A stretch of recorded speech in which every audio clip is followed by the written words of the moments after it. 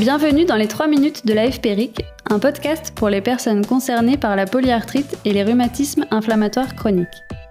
Dans chaque épisode, des infos, astuces et conseils qui vont à l'essentiel. Aujourd'hui, dans notre série Tenir les douleurs à distance, nous recevons le docteur Véronique Blanchet, médecin douleur au sein du réseau Lutter contre la douleur. Elle nous présente l'intérêt des thérapies complémentaires et de l'activité physique pour mieux gérer les douleurs chroniques.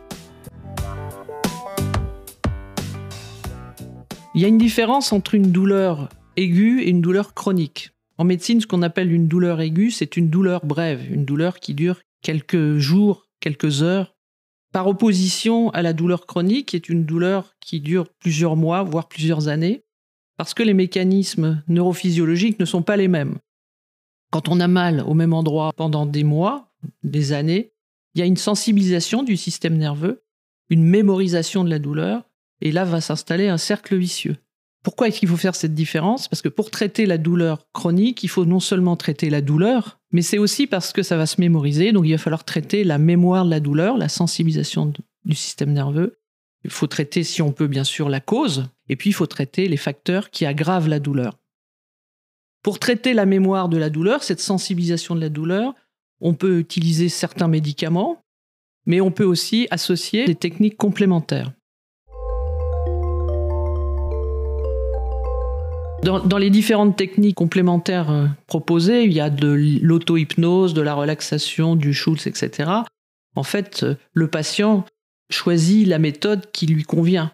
Il n'y en a pas une qui marche mieux que l'autre. C'est le fait de se concentrer sur autre chose que la douleur et sur d'autres sensations pendant les séances et de faire ça régulièrement qui, petit à petit, a un effet antalgique pendant la séance et a un effet aussi de désensibilisation du système nerveux.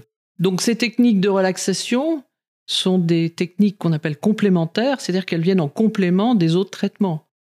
Ça n'est pas une alternative, ça n'est pas une médecine alternative à une autre médecine. Là, c'est vraiment complémentaire.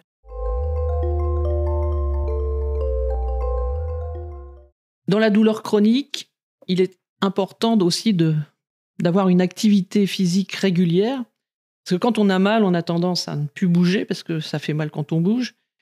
Et en fait, c'est contre-productif parce que le mouvement est antalgique.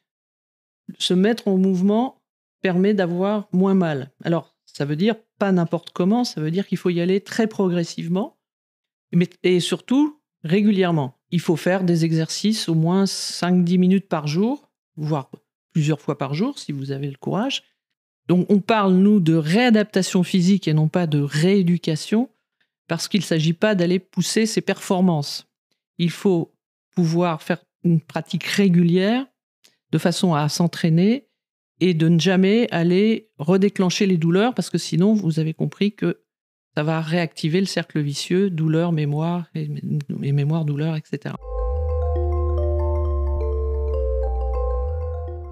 Il ne faut pas se décourager. Et c'est très important d'arriver à trouver la manière de faire les choses avec des gens qui vous accompagnent. On voit souvent des patients qui vont sur Internet chercher la solution miracle. Donc, il faut se méfier des solutions dites miracles parce que ça n'existe pas.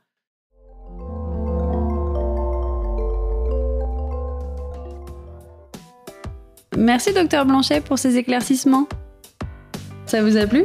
N'hésitez pas à vous abonner, liker et partager nos émissions.